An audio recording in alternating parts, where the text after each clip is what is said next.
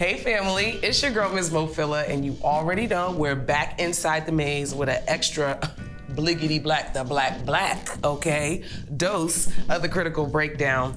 I'm feeling real good today. I'm in my zhuzh because I got my good sis here with me. Listen, we go back like 2 flats on a Cadillac, all those good things in black terms, okay? The one and only Aziza Robinson. Goodnight. Hello, sis. Hello, Monique. Welcome. It's been long overdue. This conversation has been long overdue, okay? Yes. And I'm so glad to have you here.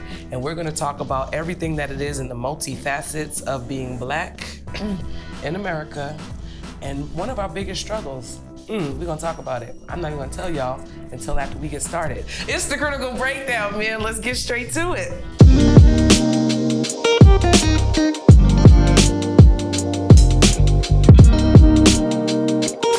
Now, my good sister Aziza, take a deep breath. You got it. You got it.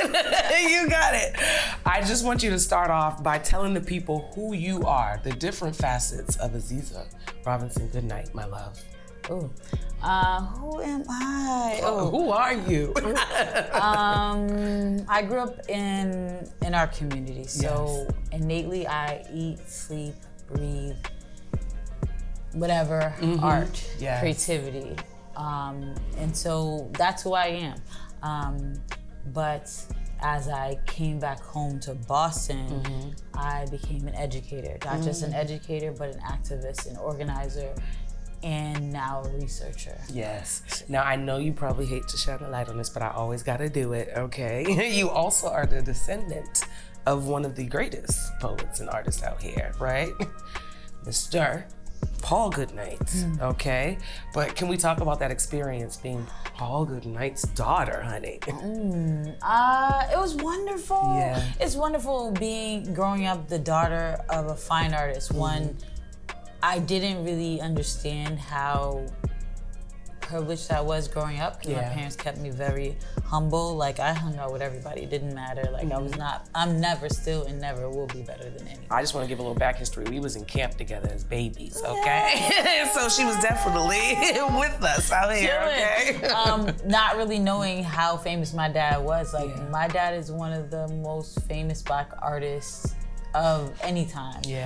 Before social media. Before social media, because it's a little easier nowadays. Right. But that happened. Absolutely, absolutely.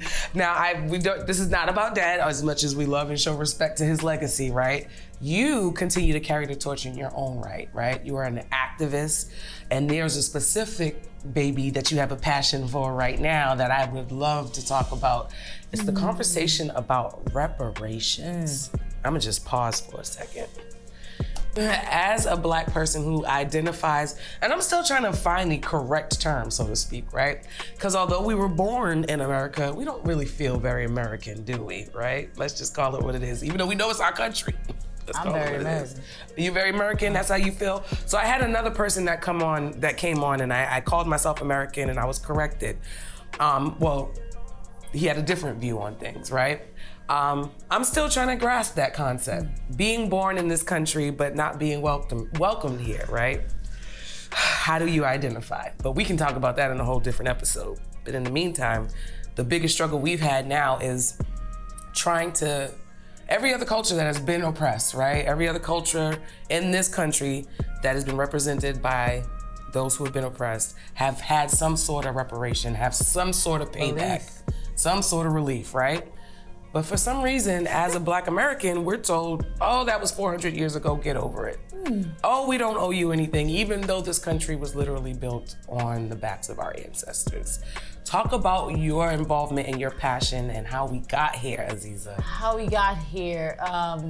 I've been an organizer and activist since I was 16. Like, that was the start of my work. It was the fight against the landlord of the piano factory.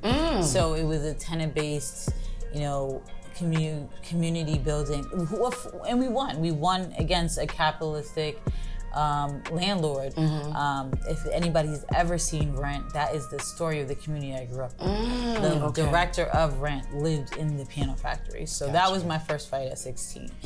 And then like I studied art, I came home, I fought for different causes using creativity. I was the design studio for social interventions. One of their first artist curators. There was not really artists curating in the way that they are now, which is beautiful, when I started. But it gave me, and that was during the Occupy movement. That's when I started like as a career, using creativity to organize and do big action. And so like not many people know that, because I literally would be like at the club and chilling. Right, we turning up, but she's behind the scenes. Exactly, and organizing in ways that stopped a lot of things. Like I was part of the group that stopped the second widening in Melnia Katz Boulevard. And they were trying to widen that by 40 feet and nobody really knew that. And that was the second group of us. I'm also the chair of the Frederick Douglass Sculpture Project, because I believe that and that for 15 years, like not just now.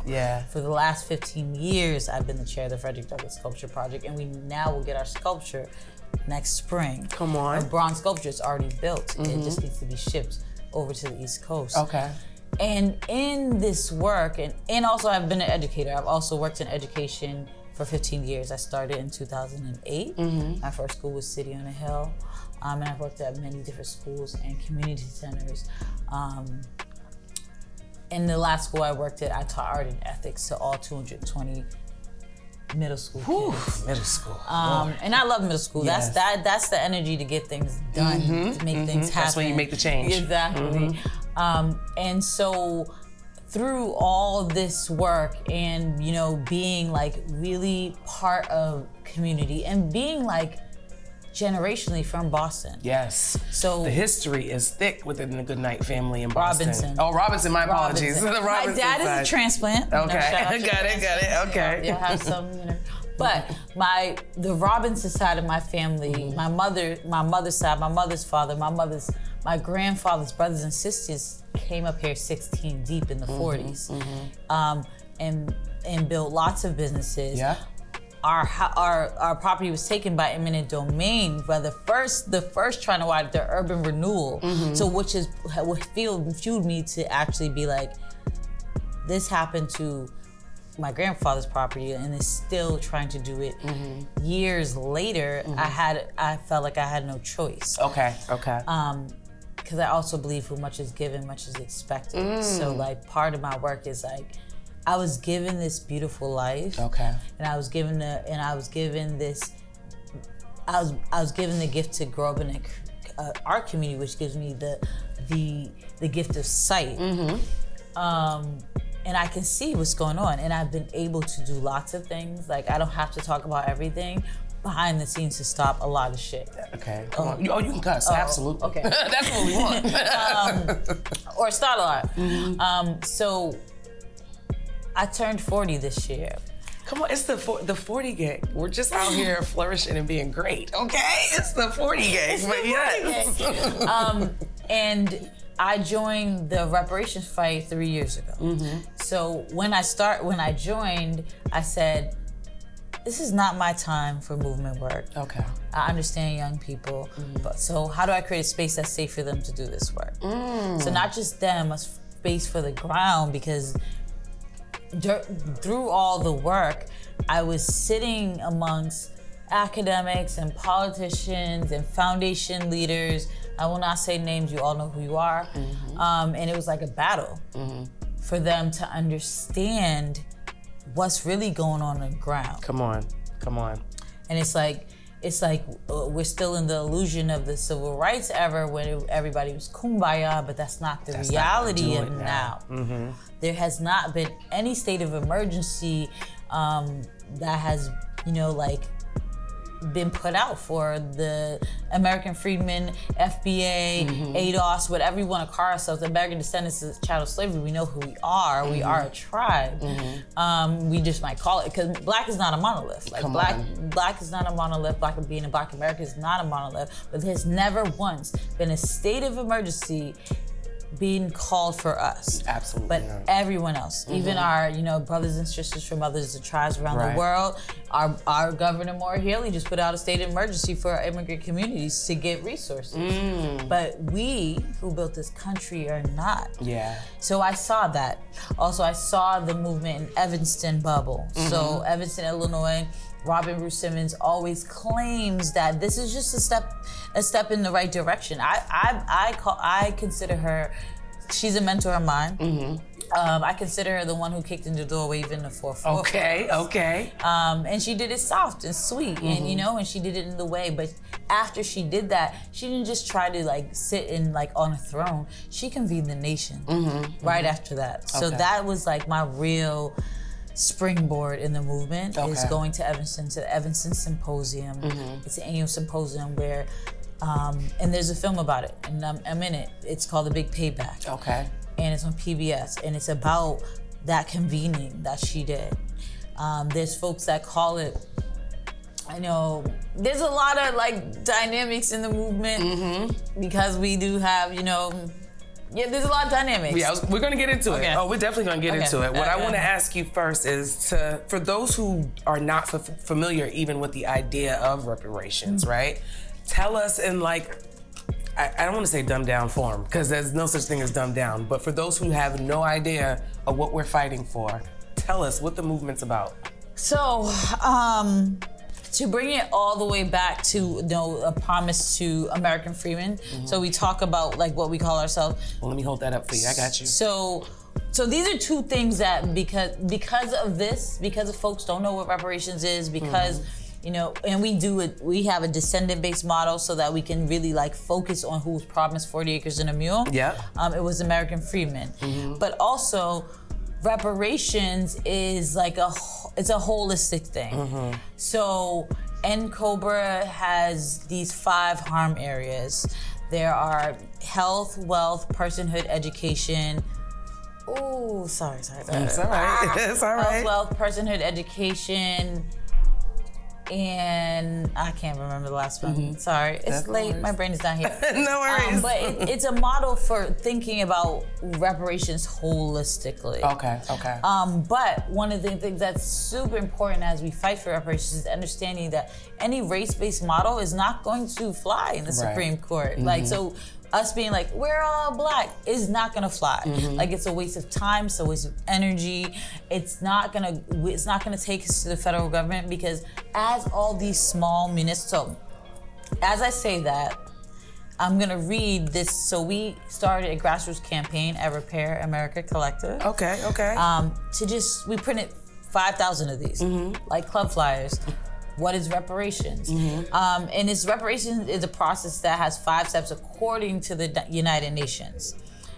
And that's what we're fighting for. So if we're going for federal reparations, we're going into according to the United Nations. All these small municipal fights are going to happen. So everybody sees California and they see how much they're promising. They didn't even have slaves. So imagine that's just a benchmark for all of the East Coast, basically, because the East Coast is flooded with history of the slave trade. So let's consider that a benchmark of what we can get not only just state by state, but also nationally.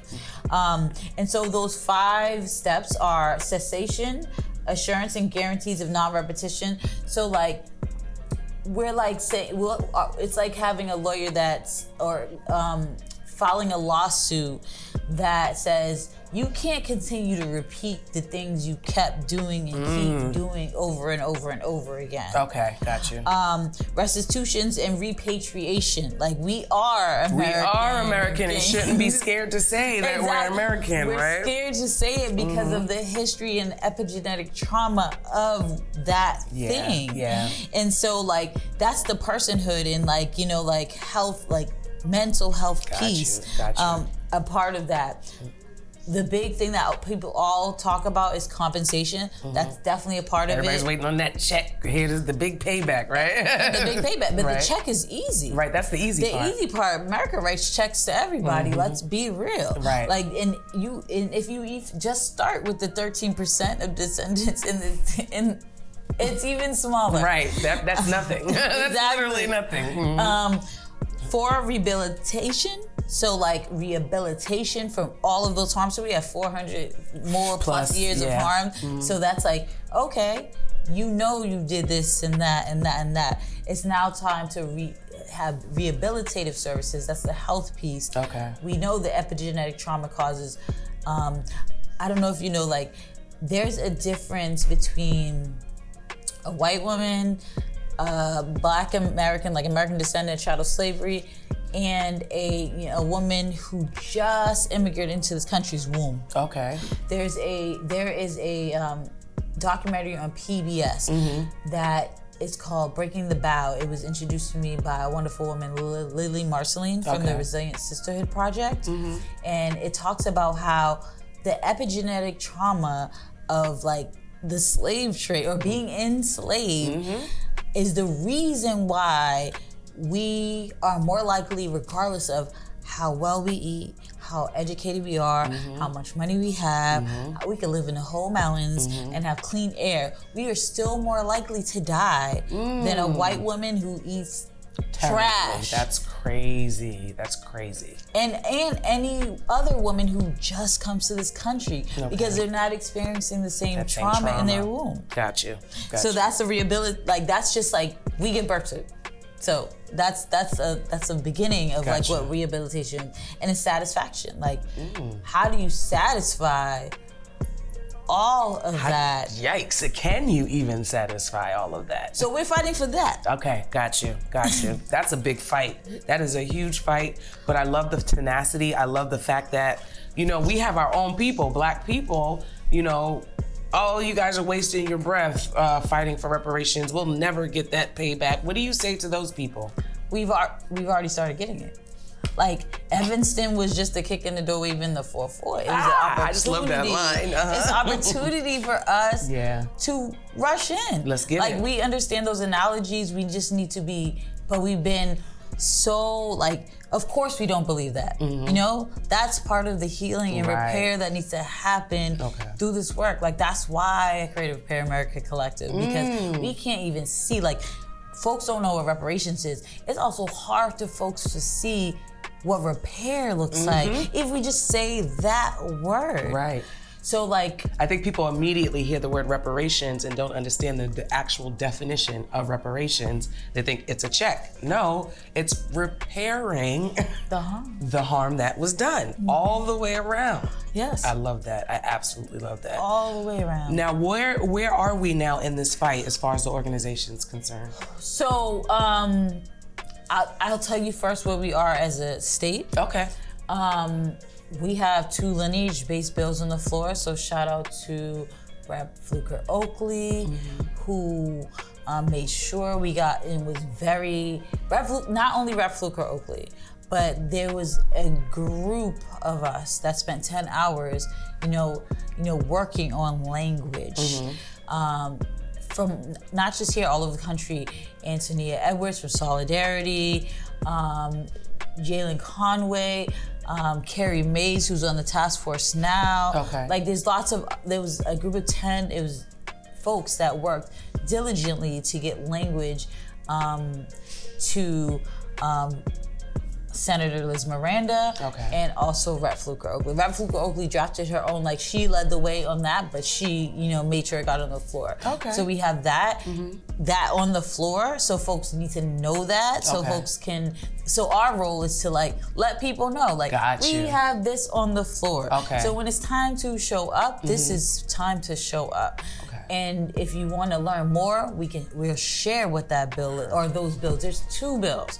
Also, we have this task force. I was part of the group that spent 2 years to write the language, a whole fight behind the scenes. And I don't have no problem saying that, because that fight is a result of what's going on the ground. And if we don't deal with it, then we're just gonna be still fighting for pennies and crumbs and layers of an onion that when we're owed more. Yeah, way more. And the plight of the Black Americans is the plight of all people. Absolutely. Like the civil rights movement, few movements around the world.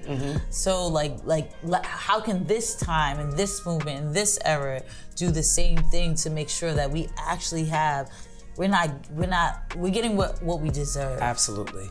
Now, actually, I want to go into that for a regular Black American civilian like myself that's trying to, we believe in the fight for reparations and actually healing as a whole.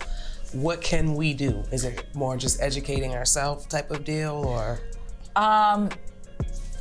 You can do that, but also like Repair America Collective has a few things. Okay. Like, so we have a 30-month partnership with MIT, and part of the deliverables that will be coming out of that is we will be doing fireside chats. So we'll be coming into the spaces where people are and holding chats and collecting those questions and those stories and documenting that stuff.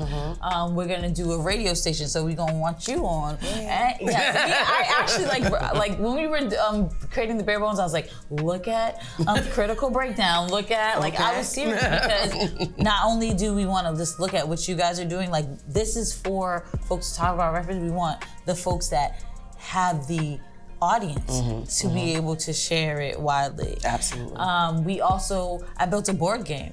I built a board game out of MIT that is designed we're gonna start some focus groups, but I want to get the funding to put it in every school so that our children are learning. It's called Road to Repair. So it's designed to take folks through a journey of repair according to the five steps according to the United Nations. Okay. But it's simple. It's an elementary understanding from when babies to the 80s could understand it and work together to get that understanding, because that's what it is. Like it's been hard for people to see that we're on a journey to repair. Gotcha. So we have that. We also this is my baby. I have not been saying the name of this publicly, but I will. Okay. Because that's going to save my intellectual property. I love good exclusives. We just got a grant from a Jewish organization. And when I say Jewish organization, I mean a family who inherited money that wants to spend it all out. Okay. Because they don't think they deserve it. Okay. Wow. So admirable. And we got a grant to do a prototype of something that is my baby. It's called the Heritage Hub. And it's a hub designed to take folks through a physical journey of envisioning repair, but also envisioning themselves in the movement. So it's interactive and creative. I don't want to say too much. Don't give it away. Don't give it all away. Absolutely not. But that will, in 2024, that thing is going to land in the middle of either Dorchester, Roxbury, or Mattapan. And we're going to intentionally bring in our elders, intentionally bring in our young people. We have our young people program this space. But it's a thing that has like 3 or 4 or 5 artist co-producers that you guys might dig. That will, it's just, I can't wait. I can't wait to hear about it. I can't wait to see it come to fruition. I'll be right there on the front row, okay? Now listen, before we wrap this up, you see I've been waving this thing at the beginning of the show, right? We're gonna get into this just a little bit, because I, as a Black American, never knew we had a flag, y'all. Did y'all know we have a flag? Tell me just a little bit about what this flag represents. That's the African American Heritage flag. It's a flag. The gentleman who created that flag said he'd always seen other flags wave all around. This was made after the Civil Rights Movement, because after the Civil Rights Act of Immigration Act 1965, that's when we, welcomed the world into our country. But we forgot about ourselves. Come on. We forgot about ourselves. So when he was a boy, he was like, I have not seen my flag. So he created that flag. That is so dope. That is so dope. And it's funny because I identify with that feeling. I live in Dorchester, dead smack in the middle where Carnival happens, right? Shout out to Carnival, it's lit. But as an American, there was like this battle that I was dealing with, right? I couldn't represent one of the cool Caribbean flags, but I also felt a little bit ashamed to rock the American flag. So I needed something in between. Baby, we're here now, okay? We are here. We are here. And it allows us to be not a monolith, because, there's a Pan-African movement, there's, we identify in different ways. Come on. So this allows all of us who that are one of a certain lineage to have a fight. I love that. I absolutely love that. Now listen, Aziza, let the people know where they can find the movement and everything that you have going on, my love. Let them know. All right. Make sure you like and share Repair America Collective on Instagram and Twitter. We are revamping our website. Our link tree is linked on that Instagram. It's RepairAmericaCollective.org. So I want to make sure I get that. It's a RepairAmericaCollective.org. .org. Got it. Okay. Yes, and then you can we're also looking for folks that are interested in being involved in movement. We're building a base, but we wanted to make sure we had something for folks to do, not just show up and we talk to each other, but no, we are gonna build, create, and be a part of the movement and be a catalyst for the nation and the world. I know that's right. Listen, you know where you can call me as always for that movement, because you know I'm down for it. Yeah. And listen, I could talk to you all day, but I gotta get you up out of here, child. We gotta get up out of here. It's been fun, Aziza. Listen, and make sure you guys follow. I want to make sure RepairAmericaCollective.org and find out everything you need to know if you're interested in the reparations movement. Listen, make sure you follow me while you're at it. Listen, Ms. Mofilla on everything, Instagram, Facebook, and Twitter. And make sure you check out my website, MsMofilla.com. And while you're there, I want you to skip on over because there's a link for you to go to Inside the Maze on Instagram, Facebook, and Twitter, as well as liking, following, and subscribing. I need you to do all those 3 things on this video while I wave this Black American flag at you, okay? And hit that little notification bell so you can keep track of everything we're doing here at Inside the Maze, man. It's the Critical Breakdown. Ms. Mofilla, Aziza Robinson, good night. That's my sister here, man. Peace out.